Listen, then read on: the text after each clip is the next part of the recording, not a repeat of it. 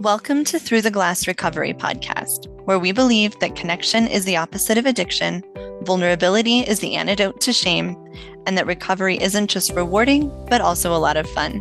We're your hosts, Julie and Steve. Listen as we get together with friends to shed light on the hard things, talk about the other side of addiction, and how we create a life so full there's no space left for alcohol.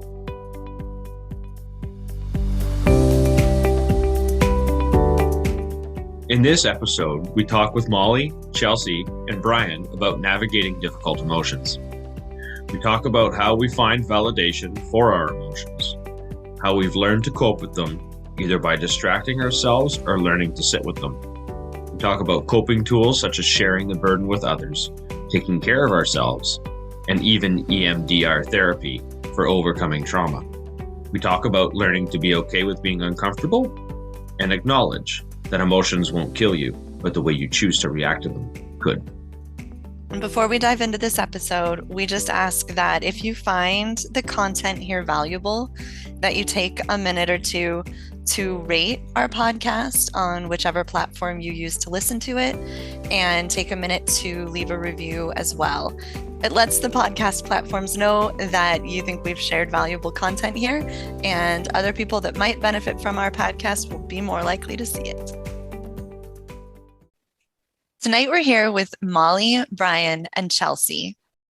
Molly, I'm going to have you go ahead and introduce yourself first. Molly is our most regular of regulars, I think, at this point. This is, I think, maybe your fourth podcast with us. So do you want to go ahead and tell our listeners a little bit about yourself? Yeah, sure. My name is Molly. I've been sober almost 2 years now, and I joined the sobriety community through the I Am Sober app, and that's where I've met all these lovely people. And yeah, I'm a traveling X-ray CT technologist based out of Orlando, Florida. And let's see what else about me. I'm a domestic abuse and sexual assault survivor. So I'm really advocating on those behalfs too. Like every time they come up, I like to talk about that kind of thing, because for me, it ties very heavily into my drinking and sobriety. And I think it does for a lot of people. So thank you again for having me, and I really appreciate it. Thanks for being here. Thank you for being here. And thank you for having the courage to stand up for that. I think it takes a lot of courage to talk about the stuff you talk about. So thank you for that. Next up, we have Brian, and Brian's also been with us before on the podcast. How are you tonight, Brian? Hey, Julie, good. Thanks for having me back. My name is Brian, 46 years old. I live in Wayne, New Jersey, which is northern New Jersey, sort of suburb of New York City. I am on day 110 today in terms of my sobriety, which is an I Am Sober milestone. This is my fourth stint at seriously getting sober. I've been on this journey since 2015. It's been a journey, but I'm feeling really good about where I'm at today, and I'm excited to be back on this podcast and talking with everybody here. Cool. It's really good to have you back. Thank you for being here. Yep, good to have you back, Brian. Thanks. And last but not least, we have Chelsea, and Chelsea is the host of the Recovered Life podcast, and you can also find her at therecoveredlife.com. How are you tonight, Chelsea? I am good. Thank you guys for inviting me. Yeah, I met you a few weeks ago through Instagram, and I'm Recovered Life on Instagram. My sobriety date is July 22nd of 2015. I'm from Washington, Indiana, very active in our recovery community here locally and online.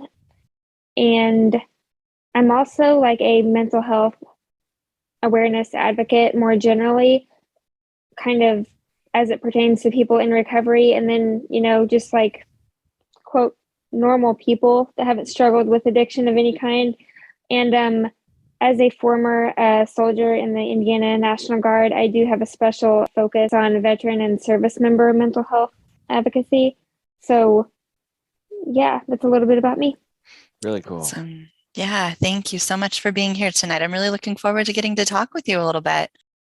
So in talking with Molly the other day, she suggested what I think is a really important topic for us to talk about: navigating difficult emotions.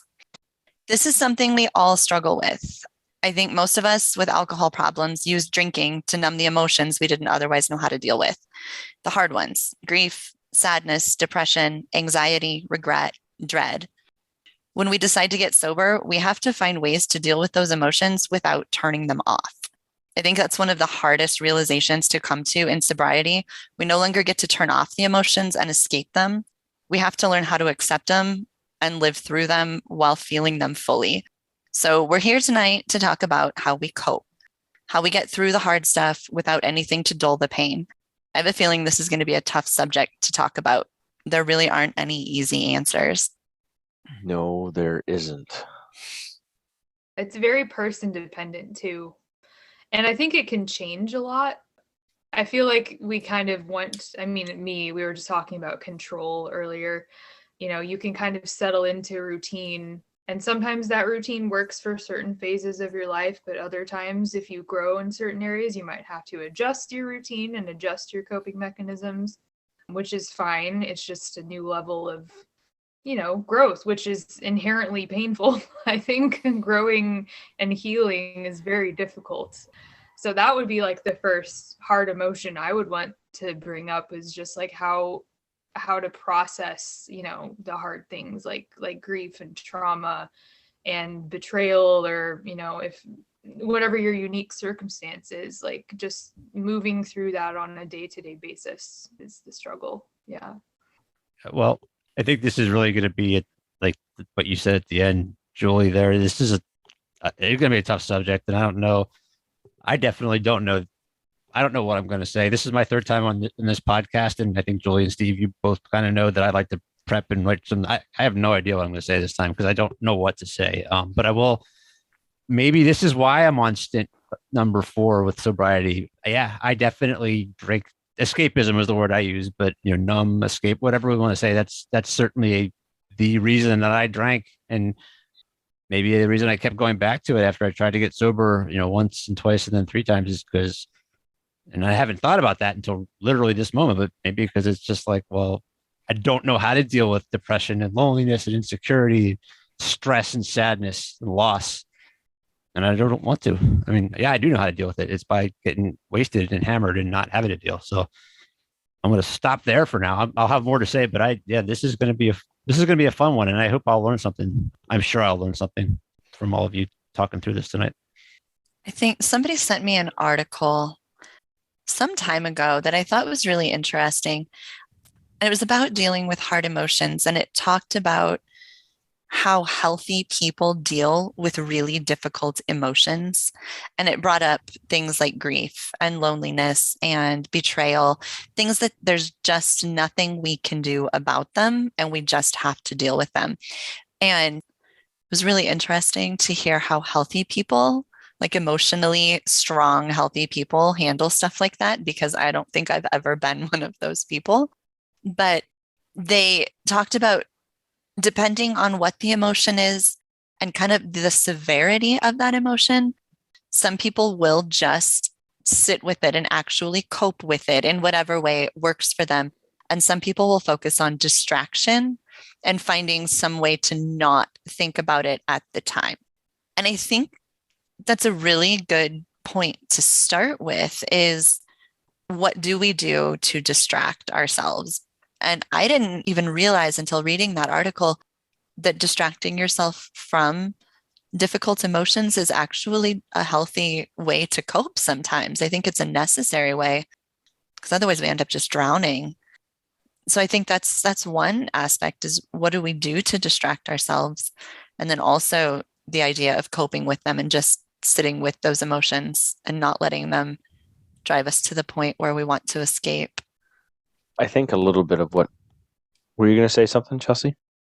I remember like when I first started drinking, which was like late in my high school career, even before my drinking became like constant and frequent, I was getting the effect that you guys mentioned, like, and by that I mean, numbing the emotions rather than feeling them, because by that point in my life I had experienced like trauma and loss, and I just had the feeling like I didn't fit in anywhere. So drinking was a perfect way to, make me feel more confident, like I did fit. By the time that I got sober, which of course was years later, like I didn't have the ability to feel many emotions. Like early on in sobriety, I had a couple of family members pass away, and I was like, I was really sad and like grieving and stuff, but I had a hard time expressing my emotions, so much so that people asked me, they're like, Chelsea, are you sad at all? And I'm like, yes, I'm just like, my emotions were very shut down. So like I've had to learn over like the last 7 years how to reserve my emotions for a more appropriate time to let them out, and then like allow myself the space to grieve and cry and even be angry in a healthy sense, like those of us who've experienced different forms of abuse or whatnot. I think it's good to acknowledge, like, yeah, any sane person would be upset over some of the stuff that we've been through, So it's kind of like a balance for me, or learning like appropriate and healthy context to express emotions. I think anger is healthy if you use it the right way. Yeah. I think figuring out where anger starts to become dangerous, as opposed to, okay, I'm angry, I'm going to acknowledge that I'm angry, and now I'm going to sit with it because I can't do anything in this anger. I can't react properly. I can't function or deal with this issue when I'm in this space. And then acknowledging that, okay, I'm angry right now. I can't do anything about the situation that's making me angry because I'm going to do something. I'm going to say something I don't mean. I'm not going to be able to form the sentence. I'm not going to be able to express how I really feel after it all settles out and I have an actual chance to start trying to discern where it came from, what happened, how it's affecting me, and then how can I communicate that back so I can express, it did make me angry. Now I'm not reacting inside the anger. I'm reacting on the other side of it, not having it be, the hard part is not having it be the motivation that drives the conversation or the reaction or whatever else, because all it does is make it worse. Anger has its place, but it's hard to sit in it if you don't recognize that that's where you are. And I think, Chelsea, you make a really good point, because I'm in year 2. I'm 1 year, 7.5 months, and in that first year is what Molly was talking about when she first hopped in. In that first year, it's a lot of those big emotions you feel like you just hang on to. You're just don't know where to put it, don't know how to, you go back to routine, whether that is some form of self-care, talking to really close friends, being able to put your vulnerability in safe spots, because you kind of think you're nuts when it's happening, and it helps you kind of realize that you aren't as crazy as you think you are. So what you just said, Stephen, this goes back to what Chelsea said too. This is something I learned from Molly and all of Molly's wisdom. Validating emotions is really important. I didn't even know what those words meant until I met Molly. But like Chelsea said, acknowledging that this is how I feel and this is okay and this is a normal emotional response to this situation. I think a lot of us probably were invalidated in different ways when we were first starting to really feel big emotions. And for me, it was always, you're overreacting, and you're making too big of a deal out of this. And so the first thing I have always tried to do is to shut down the emotions. That got really easy with drinking. And that was my go-to. And I think just accepting this is how I feel right now. This is a valid way to feel, and not trying to find a way to turn it off or to change it or to make it less. If you feel like your feelings are wrong, it just makes it that much harder to cope with them in a healthy way. I think that's a really important lesson for all of us that are in recovery. For sure. Yeah. One of the phrases that I came across in the community very early on, and it had mostly to do with, like, in the beginning, just straight up cravings at first, but you can apply it to anything, but it's the saying that the only way out is through. And I think that applies to emotions too. Like, you can't just like you're coming up to grief, you're coming up to anger, you're coming up to this big wall of whatever you feel. And you can't just say, I'm going to go around this and avoid it entirely. You have to like deconstruct the wall brick by brick. And, sometimes it's just a very short wall with only a few bricks, but other times the bricks take like months to really deconstruct. And like specifically for anger, for me, it was very useful for me for a while, because like coming from a background of like manipulation and abuse and stuff, I actually needed anger to be aware of things, because I wasn't even aware for the majority of my bad relationship that I was being abused. Like I thought it was normal. And then when you realize that's not normal, you get kind of angry. And so I had to balance that. I had to like not apply that anger to everyone, but also I kind of picture it as like a big bouncer, just like standing behind me, like with its arms crossed, like ready to throw down at any time, but also being very calm when necessary. So I did it similarly too, just with alcohol industry. Like I had a phase where I was just mad at alcohol advertising. I was mad at the shows that showed people drinking. It just, every time I would see it, I would just get angry. I'm like, oh, why is this so everywhere? It's just overwhelming. But in those instances, I'm very grateful for my anger, because I never let it consume me. I just kind of use it to fan the flames of my motivation, I suppose, if that makes sense. I'm thinking, like I said earlier, I'm going to come away from this with tools that I can use and tips and things that I can put into practice. And I right now, for those that don't know my story, which I would assume is most people listening to this, so I'm going through what's going to wind up being a divorce, and it's because I was unfaithful. It's because of something that I did. There's no two ways about it. It's the truth. And so I'm right now in the throes of trying to figure out how to sit with those emotions, how to live with those emotions. That this started in June of last year, of 2021, came to a head in January of this year. But I use alcohol pretty much from August of last year all the way through January to not have to deal with all the guilt and the shame and the self-loathing and all that stuff. And so this is really a good topic for me right now, because I'm trying to get to the point where I can forgive myself and work on, taking the next steps to make myself better. But it means facing all these kinds of things. So all that preamble was to say what I said earlier, which I want to come away from this with some lessons learned. You talked about, when you said distracting early, Julie, before you then said what you later said, I was like, that doesn't seem right. Like, why would you? Distracting doesn't seem like a good thing. And then you kind of went and said the same thing, right? Like, it doesn't seem intuitive, but it is. Like you're saying this is from the literature you've read or the experts you've listened to.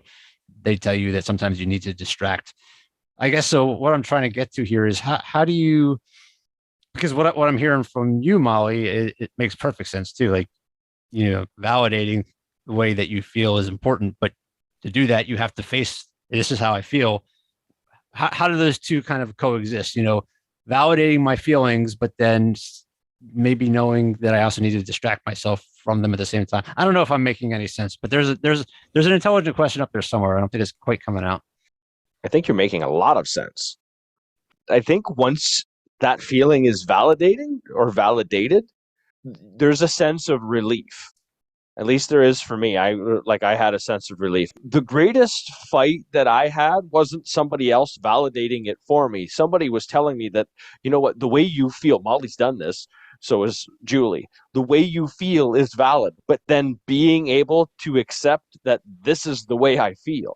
Like, this is actually, I'm not making this up. I'm not fabricating it. I'm not doing I am just sad. And that is okay. Because there's the part in me that, like, I would fight it.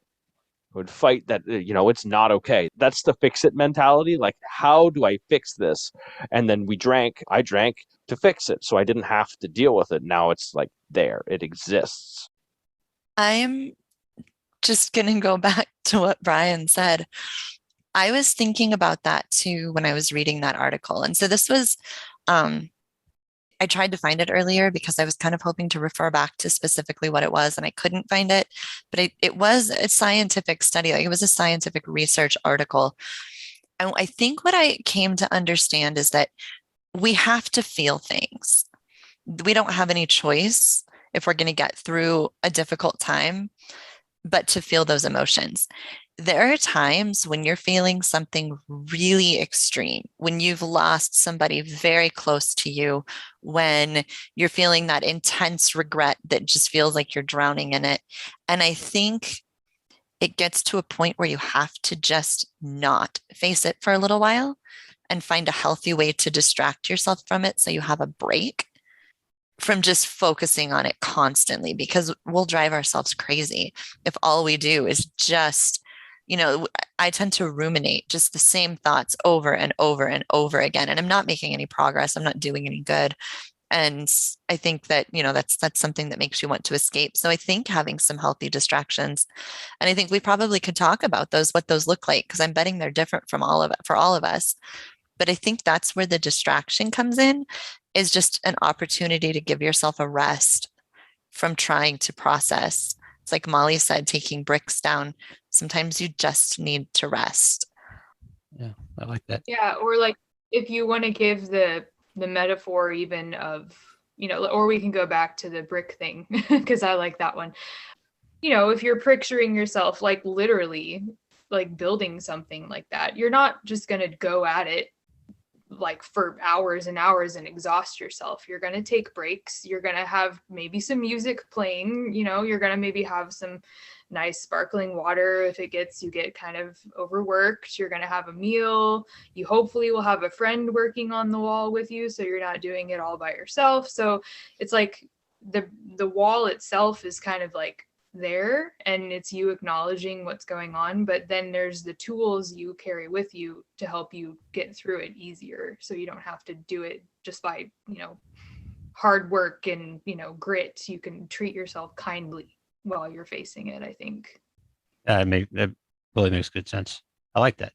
You can have some trial and error, whether that's like the distraction is going for a run or working out or reading a book, or going on a hike, or some form or version of a break from that takes your mind off of it. And I think that's what Julie's getting at, is just take your mind off of it, change focus to something else. It's not a bad thing, because it doesn't really have to get dealt with today, the here and the now. Nothing really does have to get dealt with immediately, even though it feels like it.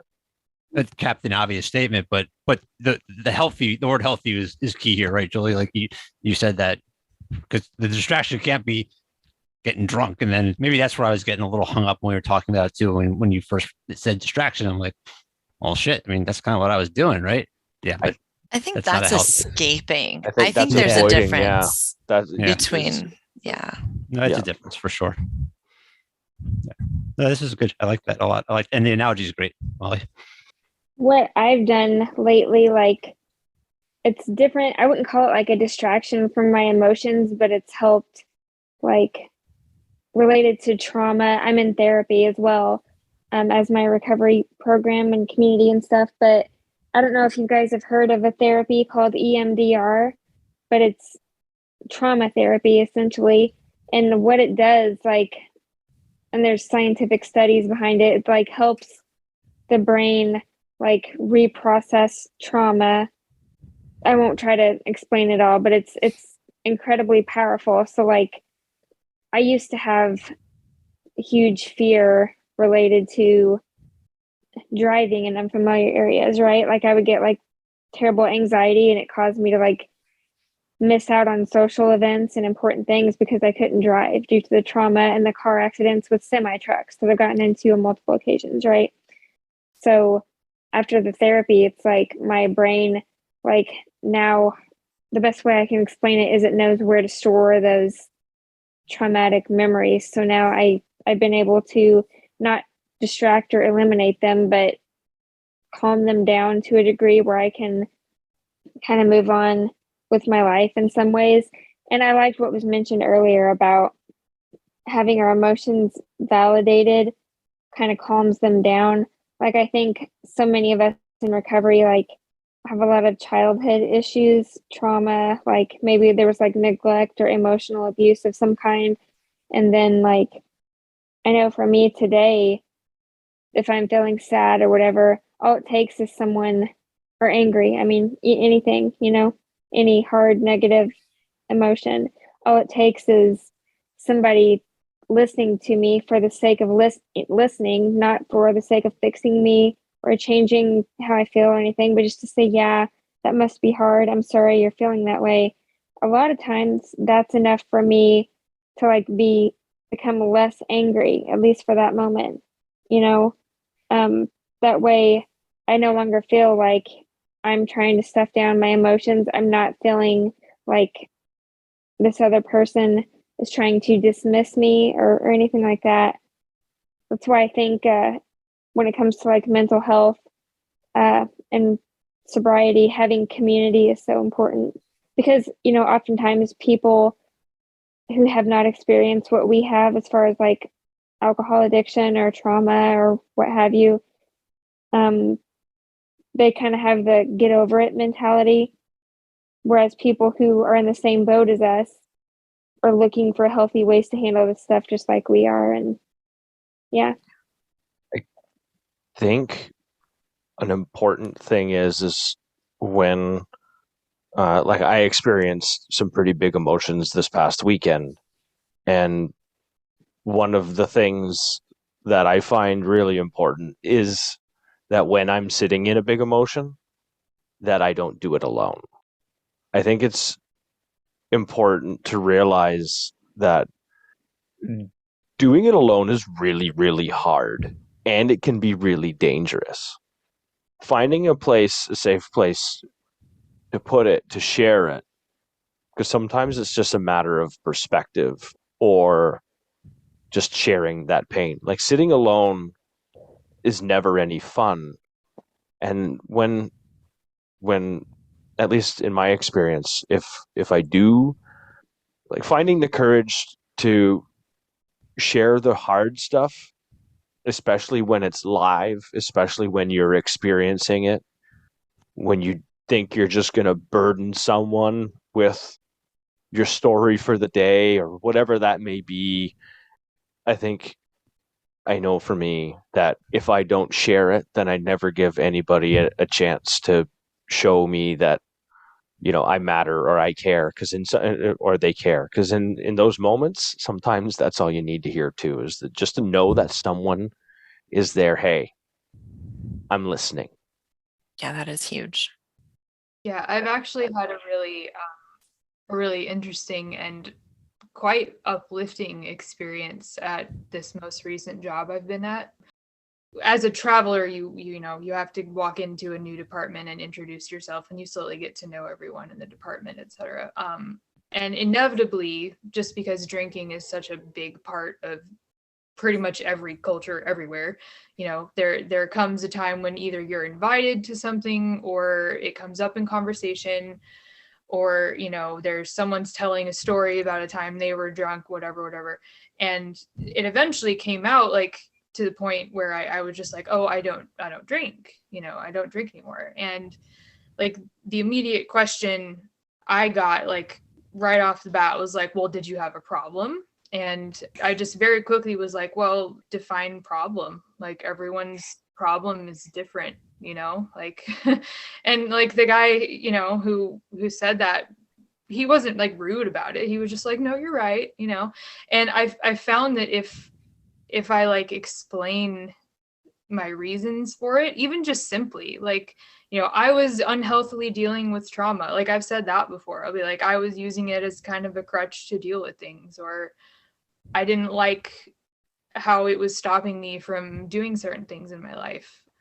It really seems to spark something in people. Like, they just want to either talk about their own things that they're having trouble dealing with, because you've kind of broke the ice and initiated that conversation about emotion rather than drinking. Because I don't think the average person really understands how tied together they are because it's such a part of, popular culture. But yeah, I actually have a party coming up this Saturday. It's my going away party because it's my last week here. And I told everyone that I don't drink, and they were very courteous. They're like, so do you want no alcohol to be there? And I had this moment, I'm like, oh, no one's ever asked me that before. But I was like, no, absolutely not. Like, if this is the way you enjoy your time, like, please feel free. So that was just a really kind of strange moment for me, to let people be people, but also understand that, like, I can have conversations with people outside of the realm of alcohol that are still meaningful, even if there's alcohol involved. So yeah, we'll see how it goes. I'm kind of excited. You'll have to let us know. That's really cool. I liked yeah, that is very cool. I found in a prior stint with being sober, my initial thought would be, yes, I don't want to be anywhere near it. Now maybe I'm at that point right now, but I think you said you're over 2 years, Molly. Maybe almost 2 years. Yeah. 2 years. Yeah. So I mean, obviously I don't speak for you. Everyone's different, but maybe, you're at a point now where you're a little bit, sturdier ground. I just wanted to backtrack a little bit. I'd like to put Chelsea and Steve, you both kind of touched on. I made a shocker, Steve and Julie, but this is a very short list. But when I was thinking about the few things, it's not that good. It's really not. But amazing. What do I want to say? What could I say? How? Because I don't have any answers here. So this is like me thinking of what could some ways for me to deal with tough emotions, head on be. And some of the things I wrote were around community, around talking about it with someone you trust, around connecting with people. I so strongly agree with that. I think that community is such a big part of this whole journey for me, probably for most of us. It took me a while, like only recently that I realized that I can't do this alone, and community is so huge. So I couldn't agree more with the stuff that Chelsea and Steve said about community, about talking, finding a person. Don't try and go it alone. Whatever my solution is going to be for me personally with dealing with these things head on, it's going to involve community. I mean, I don't have any doubt. I think one thing that and I've probably said this on several of our podcasts because I think it's really important. It's going to be uncomfortable, and it's okay to be uncomfortable. So often we try to turn it all off because it doesn't feel good and we want to feel good. It's okay to be uncomfortable. It's okay to sit and be uncomfortable for quite a while. It's not going to kill us. It's just not going to feel good. And that is okay. We don't have to stop ourselves from feeling uncomfortable. Like almost always with a hard emotion, time is going to help. Some space between the thing that happens and where we are now almost always helps at least lessen the severity of those emotions. And sometimes you just have to go through that time and accept that you're going to be uncomfortable. You're going to hurt. You're going to be sad, whatever that is. And yeah, I think that's just been something that was really hard for me to grasp, but it's okay. I don't always have to feel good. And somebody else said, emotions won't kill you. The way you choose to react to them could. And I think that's a really powerful thing to understand. Yeah, very true. Molly, what was it that you said about moving through emotions? Moving through, the only way out is through. Is that what you mean? That one? Yeah, just that, I know we talked about like tools to handle them and stuff, but at least for me, I'm like a chronic compartmentalizer. Like I'm extremely good at suppressing my own emotions in the moment, and to the point where they literally sneak up on me. Like I will be going about my day totally feeling fine, and then all of a sudden I will just have this wave of anxiety descend on me. and it will have nothing to do with my current surroundings at all. Like everything around me can be in a perfectly safe, normal environment, but I'll just be like, why am I suddenly feeling this way? And then I'm getting better at it. At the beginning of my sobriety, I just felt like a crazy person because I'm like, I don't know where all these emotions are coming from. This is nuts. But I now realize I'm like, oh, it's probably from this thing. And it's often a very delayed reaction for me. I never have been, even when I was a kid. Like, part of my whole reason that drinking was appealing to me was because I was kind of in an environment where I felt like I needed to put the emotions of my parents before my own, even as a child, because I was so obsessed with not being a burden. And if I wasn't happy, I felt like I was failing in some way. So like alcohol is instant happiness. So, that's why it appealed to me. And I always felt socially awkward. But yeah, like it's for me now, the current struggle is just identifying the reasons I feel things and learning to not have just such a strong, visceral, like going straight to the trauma response thing. I actually have tried EMDR, like you said, Chelsea. It was several years ago, and I didn't continue with it. I probably should have, because it seemed really revolutionary at the time, but I was also still drinking at the time. So I feel like it kind of was stunted in its benefits because I was just still using drinking to cope. I would love to go back and try it sober. Is this something you've done recently? Yeah, I was about 5 years sober when I started therapy. I had a friend suggest like therapy in general to me, not because I was struggling with staying sober, but because like the more I matured in my sobriety and my spirituality and stuff, the more I realized, hey, the reason, like probably the root cause for a lot of these emotions and my trauma responses, like with the car accidents and abuse and things like that, a lot of these things could probably be helped with therapy. And so I went, and my therapist was certified in EMDR, and I was able, number one, to find like the perfect therapist for me. Like we had similar upbringings, had similar struggles with alcohol, similar struggles with like self-identity, things like that. And so he, like I started seeing results like fairly quickly from EMDR. Like anytime something new happens or it's uncovered, like trauma wise, or I look back into my history and think EMDR could probably help with that too. You know what I mean? And like the way trauma works, it's like kind of a snowball effect. So there's like abuse from my stepdad growing up, mixed with like abandonment and being forced to suppress my emotions, the car accidents, things that happened to me while I was drinking, and all just kind of snowballs. But what EMDR has helped me do is like kind of unravel some of that. And I do like, I've not heard like any statistics or anything as to like whether it's more beneficial for someone like with a history of problematic drinking to have stopped drinking first. I would assume like it would be. But I've seen like my entire experience with it has been in sobriety, and I'm getting to know, like the more I talk about it, the more people I've heard, almost everybody, well, actually everybody, I've not heard anybody have like a negative response to it.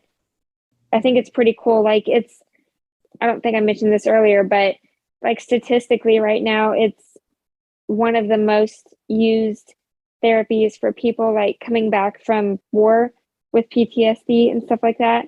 So it's like revolutionized that as well, which is really cool. Well, that's really awesome. Thanks for sharing that experience, Chelsea. What I find really interesting is that before this meeting, I came into this meeting with a ball of anxiety because I have something big coming up this weekend. And so like I felt the tightness in my chest, and I've been feeling some big emotions the past couple of days.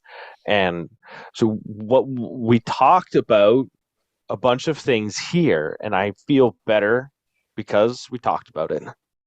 We just talked. It's been distracting.